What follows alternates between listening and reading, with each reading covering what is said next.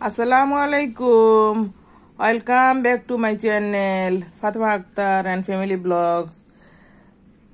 আশা করছি প্রিয় দর্শক আপনারা যে যেখানে আছেন সকলে ভালো আছেন। আমিও আল্লাহর রহমতে ভালো আছি। প্রিয় দর্শক এখন রাত 1:30 বাজে। দেখুন আমি আজকে একটা অনেক স্পেশাল একটা রেসিপি তৈরি করেছি। পেঁয়াজু তৈরি করেছি। পেঁয়াজুটা কিভাবে তৈরি করেছি দেখুন, আমি এটা মুখে বলে দিচ্ছি। রেসিপিটা আমি দেখাতে পারতাম কিন্তু চুলায় কষ্ট ফিল হচ্ছিল তো আর তো সেটা আর দেখালাম না। বানিয়ে নিয়ে এসেছি রুমে, এখন আমি এটা মুখে বলে দিচ্ছি। দেখুন আপনি এই সিস্টেমে পেঁয়াজু বানিয়ে নেবেন, এটা আপনার ভাত খাওয়ার কাজ করবে। প্রিয় দর্শক আমি এখানে 1 কাপ পরিমাণ খেসারির ডাল ভিজিয়ে নিয়েছি। এতে আমি 1 মোট সিদ্ধ চাউল দিয়েছি, ভিজিয়ে রেখেছি বেশ অনেক সময় ধরে, ধুয়ে নিয়েছি। তারপরে আমি এটা ব্লেন্ডার জারে দিয়েছি। যখন আমি ব্লেন্ডার করার জন্য এটা ডালগুলো নিয়েছি চাউল সহ ধুয়ে টুয়ে, তাতে আমি একটা টমেটো দিয়েছি 2-3 টুকরা করে, 1 মুঠ ভাত দিয়েছি, একটা সিদ্ধ আলু দিয়েছি। সবগুলো উপাদান, এক টুকরা দারচিনি ভিজিয়ে রেখেছিলাম সেটা দিয়েছি, 2টা এলাচ দিয়েছি। সবগুলো উপাদান আমি ব্লেন্ডার করে নিয়েছি ভালোভাবে। তারপরে ব্লেন্ডার থেকে বের করে নিয়েছি। এরপর আমি ব্লেন্ডার করা ডাল, চাল, আলু, টমেটো সব মিশিয়ে হাতে একটু মাখিয়ে নিয়েছি ভালো করে। তারপরে এতে 1 মুঠ আটা দিয়েছি, আস্ত জিরা দিয়েছি, হলুদ দিয়েছি, কাঁচামরিচ দিয়েছি আমি ব্লেন্ডার করার সময় চাউল আর ডালের সাথে একই সাথে। প্রিয় দর্শক আমি দেখেছি আমার বোন একদিন শুনেছি ভাত চটকে নিয়ে বেসন মাখিয়ে পাকোড়া করছে। তখন আমি ভাবলাম যে তাহলে তো ভাতটা মানে চাউল, তাই আজকে আমি বুদ্ধি করে 1 মুঠ চাউল দিয়েছি যে আমি একটু অন্য ধরনের একটা আজকে পেঁয়াজু রেসিপি করব। একটা সিদ্ধ আলু দিয়েছি, একটা টমেটো দিয়েছি, 1 মুঠ ভাত দিয়েছি।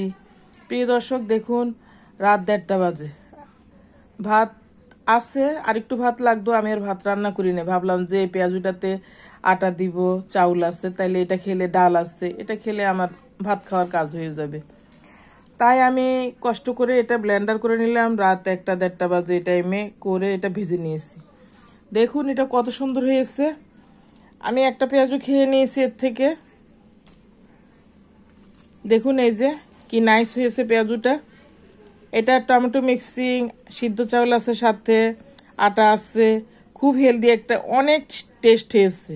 1 পিস দারচিনি ভিজিয়ে রেখেছিলাম সেটা দিয়ে দিয়েছি, এতে ব্লেন্ডারে এলাচি দিয়েছি, আবার আস্ত জিরা দিয়েছি, গরম মশলার গুঁড়া দিয়েছি, হলুদ দিয়েছি, সব মাখিয়ে নিয়ে সুন্দর একটা আমার ভালো একটা পেঁয়াজু রেসিপি হয়েছে এটা, যেটা খেলে আপনার ভাতের কাজ হয়ে যাবে। আটা আছে রুটি খাওয়ার কাজ হবে, চাল আছে ভাতের কাজ হবে। প্রিয় দর্শক দেখুন আমরা কিন্তু আমাদের খাবারগুলো ভ্যারাইটিস সিস্টেমের, ইউটিউবে এখন অনেকে অনেক ধরনের কাজ দেয়, আপনি ফাঁকে ফাঁকে কাজগুলো দেখবেন। যেখানে দেখলে ভালো লাগে তার চ্যানেলের কিছু দেখলেন, আবার আরেক চ্যানেলেরও দেখলেন, দেখে আপনার সম্মিলিতভাবে আপনি একটা রেসিপি তৈরি করে নিতে পারেন ঘরে, যে আপনি নিজের বুদ্ধি দিয়ে কি তৈরি করতে পারেন। দেখুন আজ আমি এইভাবে আমার পেঁয়াজু রেসিপিটা করে নিয়েছি। আমি তো একটা খেয়েছি, খুবই টেস্ট হয়েছে।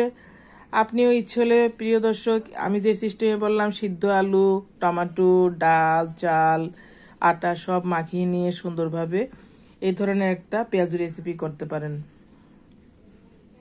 প্রিয় দর্শক যারা আমার রেসিপিটি দেখছেন, যদি ভালো লেগে থাকে আপনিও কখনো এই সিস্টেম করে উৎকৃষ্ট মানের একটা পেঁয়াজু তৈরি করে খেতে পারেন। এটা আপনার রেখে দিলেও পরে কিন্তু আর শক্ত হয়ে যাবে না, ভিতরে একটু সফট আছে, সিদ্ধ আলু আছে, চাল আছে, সব মিলে আমার এটা একদম শক্ত হয়ে যাবে না, নরম সফট। এখনো খেতে খুব স্বাদ লেগেছে, আশা করি পরেও আপনার এটা ভালো লাগবে।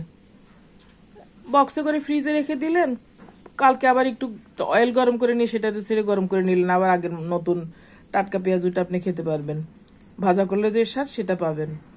প্রিয় দর্শক আপনাদের সকলের জন্য রইল শুভকামনা।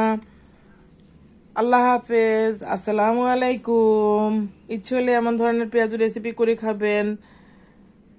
ভালো থাকুন দর্শক, খোদা হাফেজ।